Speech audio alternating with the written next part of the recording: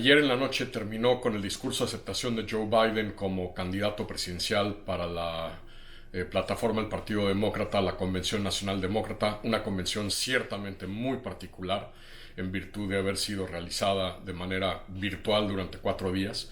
Una convención que termina o que se dio y que termina en el marco de números de contagio y de fallecimiento de COVID en Estados Unidos que siguen elevadísimos, que no acaban de abatirse y de empezar a aplanarse y caer, con números de desempleo, el número de estadounidenses que están solicitando beneficios de desempleo a niveles récord, no vistos desde la Gran Depresión desde 1929, con otro escándalo más en el círculo inmediato del presidente Trump, Steve Bannon, su gran gurú, su svengali, uno de los coordinadores de su campaña presidencial, arrestado y acusado de malversar fondos supuestamente recaudados a contribuyentes a la campaña de Donald Trump para construir su infame muro, y con encuestas que siguieron saliendo esta semana que le siguen dando al ex vicepresidente una ventaja relativamente cómoda que oscila, dependiendo de la encuesta, desde los 4 hasta los 12 puntos porcentuales de ventaja. Esta convención, que por cierto, de haber sido efectuada de la manera en la que estaba planeada el año pasado, que hubiera sido mi tercera convención republicano-demócrata en la que he participado durante mi carrera profesional, ciertamente representaba muchos retos, empezando por los logísticos, cómo llevar a cabo una convención de manera virtual, con los discursos de todas las personalidades y políticos y políticas del Partido Demócrata desde sus lugares de origen, desde sus casas. Y hay que decirlo, desde el punto de vista logístico, de diseño, la convención realmente fue un éxito, funcionó bien. Hubo momentos en donde hubo pequeños glitches, como se dice, pero en realidad la convención desde ese punto de vista funcionó, incluso, cosa que nunca ocurre en el circo y maroma y el gran kabuki, que son estas convenciones cuando se dan de la manera en que han ocurrido históricamente, tradicionalmente en este país. La convención humanizó mucho a los militantes y simpatizantes demócratas. Caras, historias, anécdotas de hombres y mujeres comunes que participaron a través de este esquema virtual en la convención le dieron un cariz que ninguna convención previa republicano-demócrata había tenido. En ese sentido, creo que la convención de entrada fue un enorme éxito. Humanizó la convención. La convención, en términos políticos, creo que también fue un éxito importante para los demócratas y sobre todo para Joe Biden. Primero porque lograron convertirla en un referéndum sobre Trump. Hubo posicionamientos y postulados de la plataforma política pública del partido, del candidato y de la candidata a la presidencia y vicepresidencia respectivamente, pero sobre todo lo que creo que los demócratas lograron hacer, más que puntos de propuesta de política pública, fue contrastar a Biden con el presidente Trump. Creo que los 4 elementos fundamentales que trascendieron como resultado de este ejercicio son la empatía, la decencia, la competencia y el liderazgo de Joe Biden comparado con Donald Trump. Un presidente, como él mismo lo dijo en su discurso de aceptación de anoche, para todos los estadounidenses, para todos los americanos. El contraste no podría ser mayor con el presidente Trump. De alguna manera lo reflejó esta línea de Trump anoche de que lo que los estadounidenses tienen que escoger es entre la luz y la oscuridad, pero sobre todo este perfil humano del presidente Biden que creo que se proyectó muy bien a lo largo de los 4 días. Si bien los primeros 3 días Biden, en los momentos de cambios en los que fue apareciendo en la convención, parecía trastabillar un poco, ayer su discurso de aceptación, quizá el discurso más impresionante, más eficaz que yo le he visto a Joe Biden en su historia como legislador, como vicepresidente y ahora como candidato presidencial. Y el contraste con un presidente estadounidense petulante, pequeño, rencoroso, misógino, xenófobo, no podía ser mayor. Incluso creo que a muchos de los que veíamos ayer el discurso del vicepresidente nos recordó a lo que suena y debería sonar un titular del Ejecutivo estadounidense, sobre todo por este enorme contraste con la persona y la narrativa y la actuación de Donald Trump en estos ya casi 3 años de gobierno disruptivo, caótico, ineficaz. En muchos sentidos también la convención logró, creo que de manera muy importante, emitir un retrato personal. Un retrato personal primero de Kamala Harris, desconocida para muchos estadounidenses, y segundo y de manera más importante para Joe Biden. Joe Biden, un hombre que había sido vilipendiado hasta ahora por los republicanos con toda una serie de apodos y de motes. Creo que la personalidad, la historia personal de Joe Biden logró proyectarse a través de estos 4 días de convención.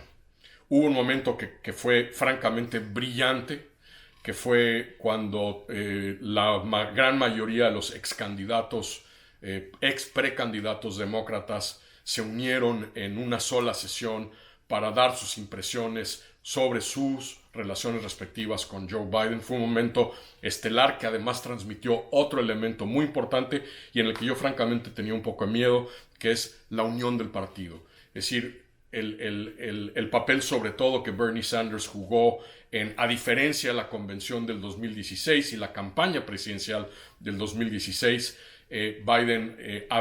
Sanders abiertamente apoya a Biden, le pide a sus simpatizantes que salgan a votar a favor de Joe Biden, y creo que esto es uno de los hitos más importantes también del resultado de estos 4 días de convención, que es,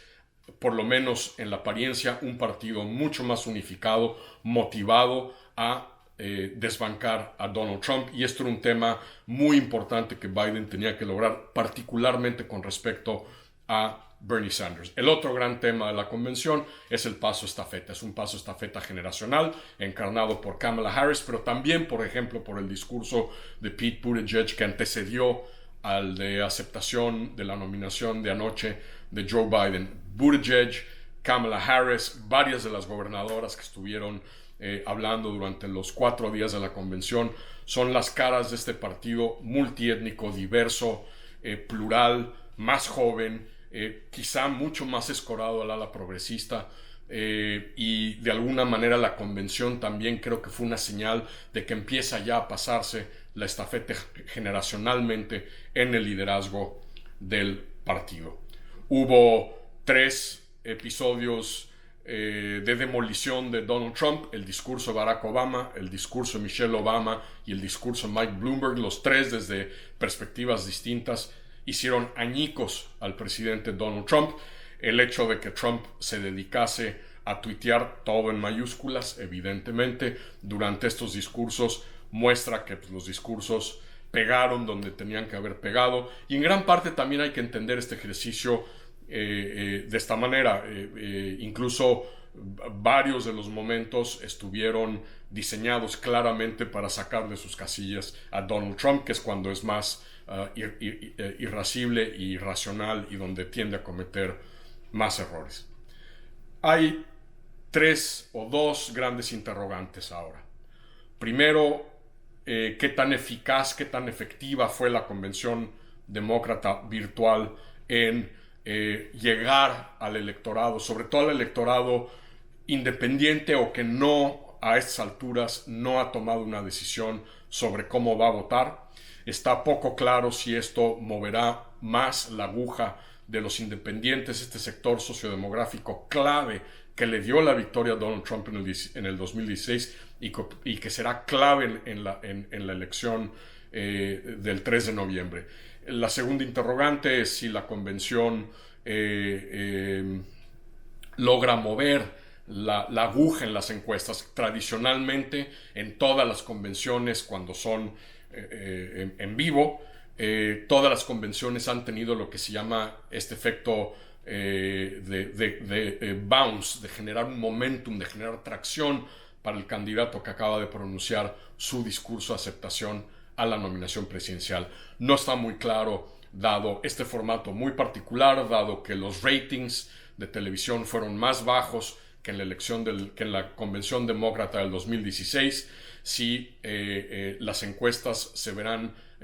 impactadas de manera importante a raíz de la convención y si Joe Biden verá un brinco o no en los números a nivel nacional de las encuestas. Esto lo empezaremos a saber evidentemente a partir de los próximos 5 a 10 días, cuando empiecen a salir algunas de las encuestas. Pero es un interrogante importante, ciertamente camino a esta especie de calma chicha que habrá en las siguientes 2-3 semanas antes de que la campaña general empiece con bombo y platillo, con todas las limitaciones de una campaña que seguirá siendo para todos efectos virtual a partir de los primeros días de septiembre, después del Día del Trabajo, el Labor Day en Estados Unidos, que es cuando realmente las campañas generales arrancan en serio. Y finalmente, pues la próxima semana será la convención del Partido Republicano. Los demócratas ya han avisado, ya han dicho que